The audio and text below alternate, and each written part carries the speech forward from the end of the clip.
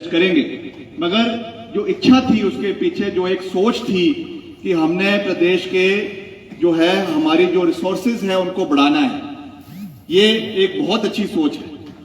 हम तभी अपने प्रदेश को आत्मनिर्भर बना सकते हैं जब हम इन चीजों के ऊपर कार्य करेंगे। आज जो हमारे नेता प्रतिपक्ष है जयराम जी हर मंच पर अलग अलग बातें कहते हैं कि सरकार का ये कर दिया, सरकार ने ये बेड़ा गर्क कर दिया, सरकार ने ये चीजें कर दी। आप ये बताइए कि आपके समय में आप तो केवल डबल इंजन की बात करते रहते थे। 5 साल आपने उसी में पूरा का पूरा समय जो है वो व्यर्थ कर दिया। एक आपका प्रोजेक्ट आप सिरे नहीं चढ़ा सके, मगर आपने कौन सा ऐसा काम पिछले 5 साल में किया प्रदेश के अंदर जिससे हमारी वित्तीय परिस्थिति प्रदेश के अंदर बेहतर हुई? एक काम आप हमें गिनवा दीजिए कि आपने ये कदम लिया जिससे प्रदेश को आने वाली पुश्तें हमारी जो है वो उससे जो है वो बेनिफिट करती। क्योंकि हमें हर चीज पे एक राजनीति के नेता के रूप में नहीं सोचना है। केवल इसलिए नहीं सोचना है कि हमारा हर निर्णय जो आज लेंगे हम वो केवल वोट के लिए नहीं होना चाहिए, वो हमारी आने वाले पुश्तों के लिए होना चाहिए, हमारे आने वाली जनरेशंस के लिए होना चाहिए। और ये कार्य मुख्यमंत्री सुक्खू जी ने इसके बारे में एक कम से कम एक नींव तो रखी है। मैं नहीं कहूंगा कि उसमें अभी हम पूरी तरीके से सक्सेसफुल हुए, क्योंकि it is a long term process, समय लगेगा उन चीजों में करने के लिए। ये निर्णय ऐसे भी होते हैं कि जो थोड़े कड़वे भी होते हैं, मगर जब हम उसको आज से 10 साल 15 साल बाद इन चीजों को देखेंगे तो निश्चित तौर से हमको लगेगा कि कुछ ऐसे निर्णय लिए थे जिससे हमारी आर्थिकी प्रदेश की मजबूत हुई। तो ऐसे कड़वे निर्णय भी सरकार के अंदर लेने पड़ते हैं जिससे हमारा प्रदेश आने वाले समय में जो है वो लाभान्वित हो। इस सोच के साथ जो है वो हम आगे बढ़ रहे हैं। मगर जैसा मैंने आपको कहा कि आपदा पहले तो वित्तीय प्रबंधन था, वित्तीय जो हमारी परिस्थिति थी, उसके बाद जो आपदा का दौर प्रदेश के अंदर आया, ये भी हमारे लिए एक बहुत दुर्भाग्यपूर्ण समय था प्रदेश का। जब 15 अगस्त को लेकर आपके करीबन जुलाई के महीने से ये 9 जुलाई से शुरू हुआ और इस तरीके का एक पूरे प्रदेश के अंदर कहर आया, मगर फिर भी कांग्रेस पार्टी के सभी साथियों ने, माननीय मुख्यमंत्री जी ने और खास करके मंडी संसदीय क्षेत्र में हमारी सांसद और हमारी पार्टी की अध्यक्षा प्रतिभा सिंह जी ने, हमारे सभी जो यहाँ के वरिष्ठ नेता हैं, सब लोगों ने मिलकर अपने अपने विधानसभा क्षेत्रों में एड़ी चोटी का जोर लगाया और रिकॉर्ड समय के अंदर सारी सड़कें खुलवाई गई। जहां पे मशीनें लगानी थी वहां मशीनें लगाई, जहां पे टिप्पर लगाने थे वहां टिप्पर लगाए गए, जहां नई गाड़ियां लेनी थी वहां नई गाड़ियां ली गई। और इंस्पाइट ऑफ, जैसे मैंने आपको कहा कि जो हमारी फाइनेंशियल जो हमारी प्रदेश की कंडीशन थी उसके बावजूद कोई कमी नहीं आने दी। और जितने भी हमारे खास करके सेब बहुल्य क्षेत्र है वहां पे पूरा सहयोग दिया गया। रिकॉर्ड समय में जो है वो हमारे गाड़ियां मंडी में पहुंची, चाहे वो सेब की थी, चाहे नाशपाती थी, चाहे और फल थे, और बागवानों को इसका लाभ समय के ऊपर पहुंचाया गया। ये मैं समझता हूं कि एक बहुत बड़ी उपलब्धि थी और इन चीजों को हमें लोगों के बीच में लेकर जाना है। केंद्र सरकार से क्या सहयोग मिला आज, क्योंकि केंद्र सरकार की भी जवाबदेही है, तो इसलिए हमें ये चीजें लोगों के बीच लेकर जानी कि क्या सहयोग विशेष पैकेज हिमाचल को मिला। जब बिल्कुल हम त्रासदी के अंदर फंसे हुए थे, सेंटर पॉइंट के अंदर थे, सारे नेता, सारे विधायक, सारे मंत्री अपने अपने इलाकों में या जहां उनकी ड्यूटियां लगाई गई थी वहां पे थे, और आदरणीय जयराम जी जो है वो मीडिया में आके बारी बारी कह रहे थे कि विशेष सत्र बुलाए। अगर हम उस समय विशेष सत्र बुला लेते, मुख्यमंत्री जी अगर उस समय विशेष सत्र बुला लेते, तो सारे मंत्रियों को, सारे विधायकों को अपना फील्ड वर्क छोड़कर, सारे अधिकारियों को अपना फील्ड वर्क छोड़कर वापस विधानसभा में जाना पड़ता। जो रेस्क्यू ऑपरेशन चल रहे थे उसको कौन देखता, कौन उसकी जो है वो इंप्लीमेंटेशन सही तरीके से होती उस चीज को देखता। और फ्रैक्शन ऑफ अ मिनट या फ्रैक्शन ऑफ अ सेकंड की अगर कहीं कमी पेशी रह जाती, उसकी वजह से लोगों की जान जा सकती। बाद में भी जब राजनीति इस चीज पे भी हुई, जब सत्र बाद में मॉनसून का सत्र बुलाया गया, उसमें भी जब हमने ये कहा कि हम एक विशेष सत्र बुलाकर हम सत्र में एक सामूहिक मांग करना चाहते हैं कि हिमाचल को विशेष दर्जा प्राप्त हो और विशेष दर्जे के रूप से 12,000 करोड़ रुपए की आर्थिकी का एक सहयोग हिमाचल प्रदेश को केंद्र से मिले, उसका भी इन्होंने विरोध किया। भाजपा के सारे नेताओं ने वॉकआउट किया, एक व्यक्ति ने भी उसमें समर्थन नहीं दिया। आज किस मुंह से ये लोगों से वोट मांग रहे हैं या लोगों का समर्थन प्राप्त करने की कोशिश कर रहे हैं? ये केवल और केवल एक माया जाल बुनने का कोशिश कर रहे हैं और उस माया जाल को बुनने के लिए महानगरी से, मुंबई की महानगरी से एक अभिनेत्री को यहां पे बुलाया गया है। मैंने पहले ही कहा कि हम उनका बहुत मान सम्मान करते हैं। मैंने शिमला से ही कह दिया है कि वो हमारी बड़ी बहन है और अगर कोई अपशब्द उनके बारे में कहेगा हम उनका विरोध करेंगे, बिल्कुल करेंगे, मगर उनकी भी जवाबदेही है। उन्होंने जो अपनी सहयोगियों के प्रति जो अपशब्द के जिस तरीके के शब्दावली उन्होंने पूर्व में जिसका प्रयोग किया है, मैं उन चीजों का यहाँ पे उन चीजों को दोहराना नहीं चाहता हूं। जो उन्होंने शब्द अपने को स्टार्स के बारे में कहे हैं, जब कीचड़ उछलेगा तो सबके ऊपर उछाला जाएगा, ये बात भी मैं बिल्कुल साफ कह देना चाहता हूं। ऐसा नहीं हो सकता है कि आप दूसरों के ऊपर कीचड़ उछाले, आप दूसरों की जो है कैरेक्टर का हनन करें, असैसिनेशन करें, और अगर आपके बारे में कोई बोले तो फिर वो जो है वो हिमाचल प्रदेश की महिलाओं का अपमान हो रहा है। इस तरीके का दोहरा मापदंड और दोहरा चित्र जो है वो हिमाचल प्रदेश के अंदर चलने वाला नहीं।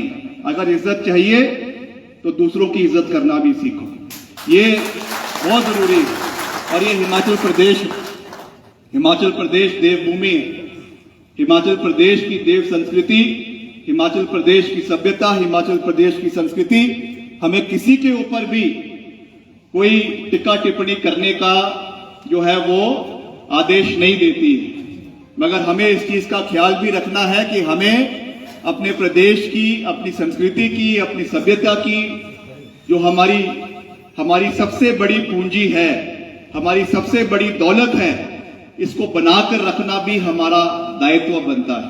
तो मेरा सभी साथियों से ये विनम्र निवेदन है कि हमने पूरी मजबूती के साथ इन चुनावों में उतरना है, पूरी सभ्यता के साथ चुनावों में उतरना है, मुद्दों के साथ चुनावों में उतरना है, पूरी गंभीरता के साथ और निर्णायक लड़ाई लड़ने के लिए, पूरी मजबूती से निर्णायक लड़ाई लड़ने के लिए, जीतने के लिए चुनावों में लड़ना है।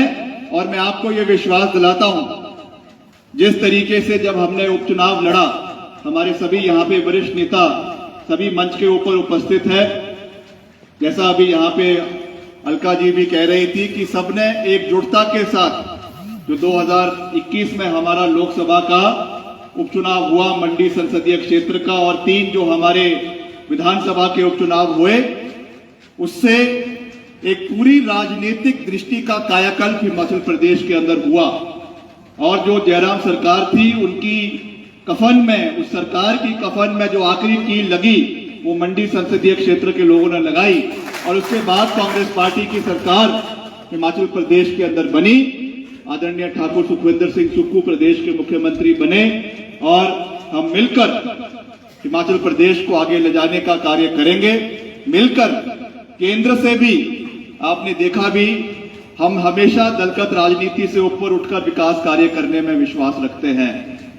जो मैं धन्यवाद करना चाहता हूं सभी देवी देवताओं का, सभी बुजुर्गों का, जिनके आशीर्वाद के साथ मुझे इस कम उम्र में जो एक जिम्मेवारी सरकार के अंदर दी गई, मैंने हमेशा ये प्रण लिया कि मैं हमेशा राजा वीरभद्र सिंह जी के दिखाए हुए रास्ते पर आगे चलूंगा। और जो जिम्मेवारी हमें मिली, उसका हो सकता है कि उसमें कुछ कमी पेशियां रही हो, मगर हमने हमेशा दलगत राजनीति से ऊपर उठकर हिमाचल के हितों को प्राथमिकता देते हुए सरकार के माध्यम से प्रदेश का, इलाके का विकास करने में कोई कमी नहीं छोड़ी। चाहे उसमें केंद्र से सहयोग लेने की बात हो, लगातार सड़कों के निर्माण के लिए हम दिल्ली गए, दिल्ली के केंद्रीय मंत्रियों से, चाहे नितिन गडकरी जी से, चाहे हमारे ग्रामीण विकास मंत्री उनसे मैं कई बारी जाके मिला। प्रतिभा सिंह जी हमारे साथ आई और हमें खुशी है इस बात की कि हमारे कार्यकाल में हम करीबन 2800 करोड़ रुपए हिमाचल प्रदेश के लिए जो है वो लाने में सफल हुए। ठीक है, वो राजनीतिक बात है कि एक पाइपलाइन में कार्य चलते हैं, गवर्नमेंट जो है सरकारें वो कंटिन्यूटी में चलती है। जो प्रपोजल्स पिछली सरकार से शुरू हुए उसको अमली जामा बनाना वो वर्तमान सरकार का दायित्व बनता है और उसी सोच के साथ हम आगे चलते रहेंगे। हमारा एक ही लक्ष्य है कि हिमाचल प्रदेश का जो है हर क्षेत्र का, सर्वत्र हिमाचल प्रदेश का सर्वत्र विकास, मिलकर हमने हिमाचल प्रदेश के हर कोने का विकास करवाना है। और उसी कड़ी में जो हमारे ये लोकसभा के चुनाव है बहुत महत्वपूर्ण है। निश्चित तौर से इससे हमारे जहां पर एक और प्रदेश सरकार की कार्यप्रणाली का तो उसमें एक दायित्व रहता ही है, मगर उसके साथ साथ जो हमारा राष्ट्रीय स्तर के जो आज घटनाएं घट रही है ये भी बहुत महत्वपूर्ण है। अभी यहाँ पे एक साथी हमारे कह रहे थे कि अगर इन चुनावों में हमने ढंग से लड़ाई नहीं लड़ी तो ये इसमें कोई बड़ी बात नहीं होगी। और ये मैं बड़े गंभीरता से ये बात कह रहा हूं, जो आज के हालात राष्ट्रीय स्तर पे बन चुके हैं। दो हमारे सिटिंग मुख्यमंत्री आज तिहाड़ जेल के अंदर बैठे हुए हैं। पिछले कल ही उनमें से एक नेता को, आम आदमी पार्टी के एक नेता को सुप्रीम कोर्ट ने बेल दी और बेल देते हुए ये कहा कि 6 महीने तक आपने इन व्यक्ति को जेल के अंदर रखा, मगर 6 महीने में एक भी ट्रांजैक्शन, एक भी फाइनेंशियल ट्रांजैक्शन आप साबित नहीं कर पाए। इसलिए इनको जो है 6 महीने के अंदर बेल भी दी गई और बेल के साथ साथ उनको राजनीतिक रूप से काम करने की इजाजत भी सुप्रीम कोर्ट द्वारा दी गई। एक बहुत बड़ा तमाचा केंद्र सरकार के ऊपर है। मगर इस तरीके की जो दमनकारी नीतियां आज केंद्र सरकार अपना रही है, चाहे वो ईडी है, चाहे वो सीबीआई है, चाहे वो इनकम टैक्स है। एक समय होता था कि जब ईडी की रेड किसी के घर पे पड़ती थी तो पूरे मोहल्ले में, पूरे गांव में हड़कंप मच जाता था। आज तो सुबह उठो और अखबार देखो तो एक कॉमन चीज हो चुकी है कि आज इनके घर में ईडी पहुंच गई, इनके घर में सीबीआई पहुंच गई। और आज तक पिछले 10 साल में एक भी भाजपा के कार्यकर्ता, एक भी भाजपा के नेता के घर में जो है वो ना सीबीआई का छापा, ना इनकम टैक्स का छापा, ना जो है ईडी का छापा। और जिस दिन कोई नेता, कोई व्यक्ति अपनी पार्टी को छोड़कर भाजपा में जाता है तो अगले दिन जो है वो वॉशिंग पाउडर निरमा की तरह सारा का सारा उसकी सफाई कर सारे केसेस वापस ले लिए जाते हैं। ये साफ इस चीज को दर्शाता है कि किस तरीके से आज सरकारी एजेंसीज का दुरुपयोग करके लोकतंत्र की हत्या करने पे ये सरकार जो है वो आतुर हो चुकी है। मैं इस पे ज्यादा लंबी बात नहीं कहना चाहता हूं क्योंकि बहुत से हमारे साथी यहाँ पे जो आए हैं वो अलग से भी हमसे बात करना चाहते हैं और हम समय देकर सबसे थोड़ा सबसे बात जो है वो करेंगे, आपकी बात को सुनेंगे। क्योंकि चुनाव जब लड़ना है तो पूरी मजबूती से लड़ना है, आपकी आवाज को भी समझना है, क्या इलाके की परिस्थितियां हैं और खास करके जो बूथ स्तर के और ब्लॉक स्तर के कार्यक्रम हैं।